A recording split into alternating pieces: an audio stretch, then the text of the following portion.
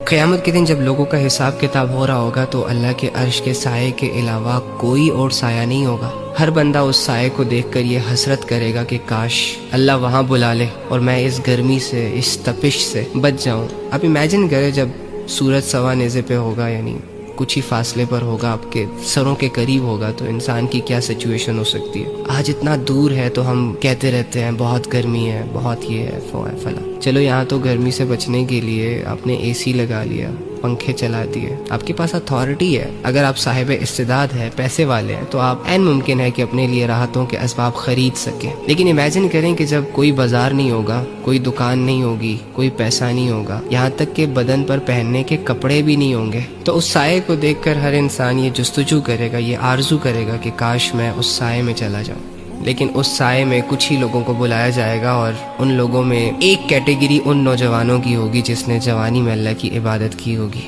یعنی وہ جوانی کے جس کو ہم فضولیات میں گزار رہے ہیں، وہ جوانی کے جس کو ہم لذتوں اور گناہوں میں اور پیار محبت کے چکروں میں ضائع کر رہے ہیں۔ اس جوانی کی قیمت کتنی بڑی ہے اگر اس کا صحیح استعمال کیا جائے، تھوڑا سا صبر کیا جائے اور اللہ کے ساتھ اس کو گزارا جائے، تو ہم وہ اویل کر سکتے ہیں کہ جس پر میدان حشر میں اللہ کے سامنے بلینز آف بلینز پیپل یہ حسرت کریں گے کہ کاش ہمیں وہ چیز مل جائے۔ جوان کی توبہ سے اللہ بڑا خوش ہوتا ہے، جوانی کی عبادت اللہ کو بڑی محبوب ہے، اور دوسری جانب نفس اور شیطان کی فل کوشش یہ ہوتی ہے کہ وہ جوانی میں گناہ کروائے، کیونکہ وہ جانتا ہے کہ اگر جوان جوانی تباہ کر دینا تو بڑھاپے میں تو ویسے یہ کسی کام کا نہیں رہتا، اور دوسری جانب اگر ایک جوان اپنی جوانی کی حفاظت کر لینا تو اللہ خود اس کی طاقت بنتا ہے جب یہ کمزور پڑ جاتا ہے۔